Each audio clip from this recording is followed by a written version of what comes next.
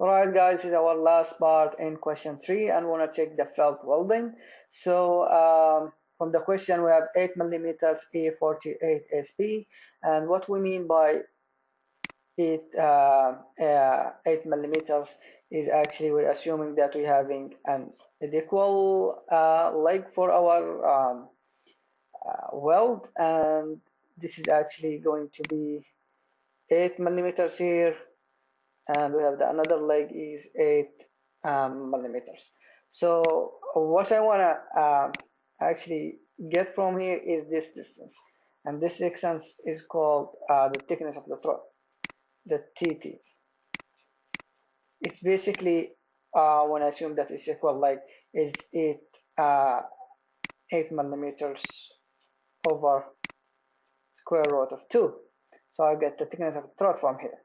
And E48 means this is E48 means we have a 480 megapascal. All right.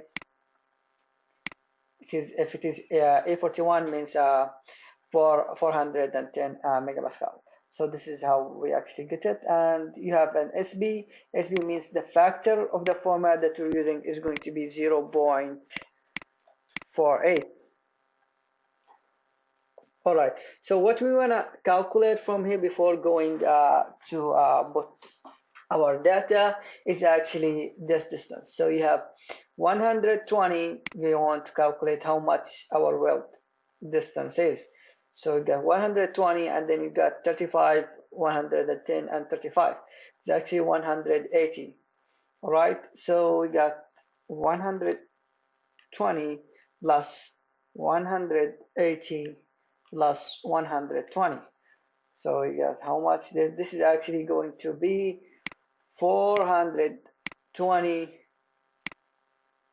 millimeters. All right, but we have two blades are welded, so the top and the last blade. So you have to say 420 multiplied by 2. You got how much the IW, which is the welding distance. 420 multiplied by 2, you got 840. You got 840. Okay, so let's go to check how much our weld capacity is going to be. The type of weld is actually A48, and you have which type SP. This means that I'm going to 0.48 factor, and the weld distance that we calculated, this IW, is 840. This is this is the thickness. So the thickness is actually this the 8 millimeters over square root of 2, and we got 5.656. All right.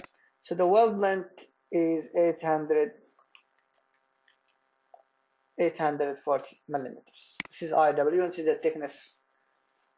The thickness of the thread. This is the TT. All right. So we go now to the standards to see what equations that we have to apply, and this is actually the standard. So the standards is saying for the felt welds, which is the design capacity of the felt weld per unit length is equal to, you have two equations, depends if it is GB or SB. The difference is a factor. So as I said, we have SB, so we're using 0.48.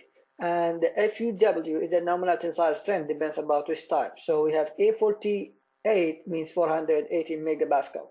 If it is A41, it means 410 megapascal. So, and the design thickness of the thread is, as I said, we assuming that it's equal leg. So we'll have the thickness of the thread is equal to the leg distance over square root of 2. And we got 5 something, we got it at the top. And the KR is a factor depends about the lap, the IW, and the IW is the distance of our weld. And according to what we have calculated for our two blades, we got 840.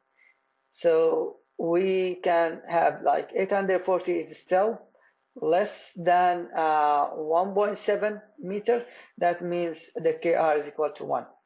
So, and now we go to the calculation bar. So this is actually the equation. So we're using type of what use SB. This means we're using this second formula. The E is E48.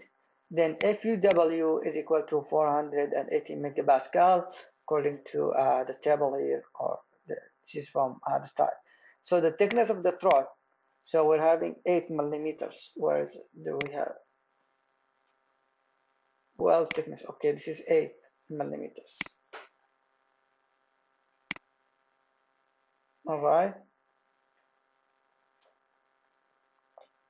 So we'll have 8 millimeters. That means the thickness of the throat is equal to 5.65. We calculated manually and put it on the top, but it can be calculated automatically here.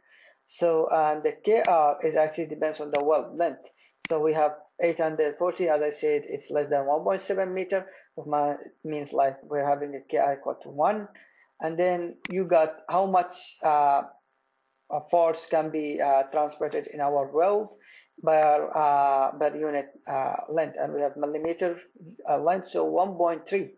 And then you apply, okay, we have a weld length IW of 840. You apply 840 multiplied by 1.3, and you got 1094. This is what you got, the end star. All right, so for the end star in the welding, the maximum force that can be transmitted is 1094. All right, so this is now we have to compare the value with other values to see if how much the maximum force can be transmitted to our connection, and which part is gathering, which failure is gathering. So we go to the gathering part. As you can see here, all the values. So we actually have the shear failure in the shear. We have tension in the blades. We don't have tension in the ball. So this value is neglected because we don't actually have it. So don't take this value here. And then, all right. So failure in the blades, in the bearing and tearing, we also check that and we get this value. And now we have failing in welding. So the maximum end value that can be transmitted is the lesser, the least value from all above. Obviously, we have 741 kilonewton, which comes from the shear. So that means the failure is governed here is by shear force.